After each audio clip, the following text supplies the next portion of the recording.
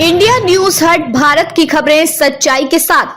राजनीति में कभी एक दूसरे के धुर विरोधी रहे ठाकरे बंधु राज ठाकरे और उद्धव ठाकरे अब एक साझा मंच पर आ रहे हैं। वजह है महाराष्ट्र में हिंदी भाषा को लेकर उठी नई बहस, जिसने राज्य की सियासत में हलचल मचा दी है। हाल ही में महाराष्ट्र सरकार ने कक्षा 1 से 5 तक के छात्रों के लिए तीसरी भाषा के रूप में हिंदी पढ़ना प्रस्तावित किया। यह निर्णय तथा कथित त्रिभाषा फॉर्मूले के अंतर्गत लिया गया, जिसके अनुसार छात्रों को मातृभाषा अंग्रेजी और एक अतिरिक्त भाषा पढ़ाई जाती है। लेकिन मन से प्रमुख राज ठाकरे और शिवसेना यूबीटी के नेता उद्धव ठाकरे इस प्रस्ताव के घोर विरोध में सामने आए हैं। राज ठाकरे ने साफ तौर पर कहा कि महाराष्ट्र में जबरन हिंदी थोपने की कोई जरूरत नहीं है। उन्होंने चेतावनी भरे स्वर में 5 जुलाई को गिरगांव चौपाटी से आजाद मैदान तक एक बड़ा प्रदर्शन आयोजित करने की घोषणा कर दी है। हैरानी की बात यह है कि उद्धव ठाकरे, जो कभी राज के राजनीतिक विरोध रहे हैं, अब उसी मंच पर उनके साथ कदम से कदम मिलाकर चलने को तैयार हो गए हैं। दरअसल इस एकजुटता की जड़ें बहुत गहरी हैं।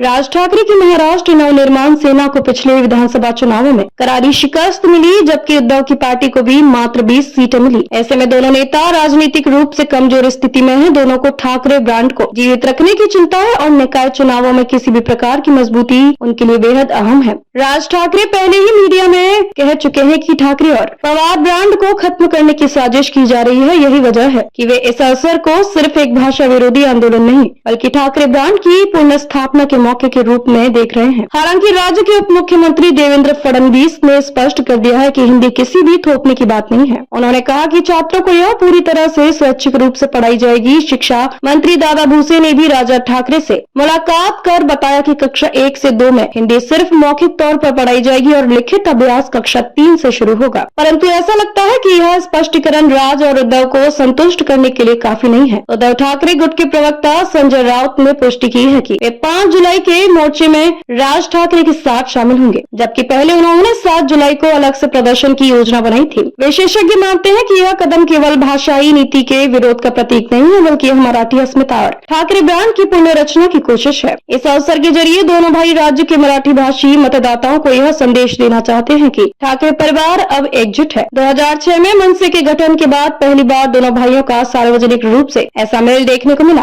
फिल्म निर्माता महेश मांजरेकर को दिए गए एक इंटरव्यू में राज ठाकरे पहले ही यह संकेत दे चुके थे कि हमारे झगड़े छोटे हैं, महाराष्ट्र बड़ा है। उनका यह कथन जब जमीनी स्तर पर क्रियान्वित होता दिख रहा है। राजनीतिक जानकारों की माने तो यह प्रदर्शन सिर्फ एक भाषा के मुद्दे तक सीमित नहीं रहेगा। यह महाराष्ट्र की राजनीति में एक नई धुरी बन सकता है, जहां ठाकरे ब्रांड की वापसी की संभावनाएं तलाशी जा रही हैं। अब देखना दिलचस्प होगा कि क्या यह हिंदी विरोध राज और उद्धव को राजनीति के केंद्र में वापस ला पाएगा, या यह सिर्फ एक प्रतीकात्मक कवायद बनकर रह जाएगी।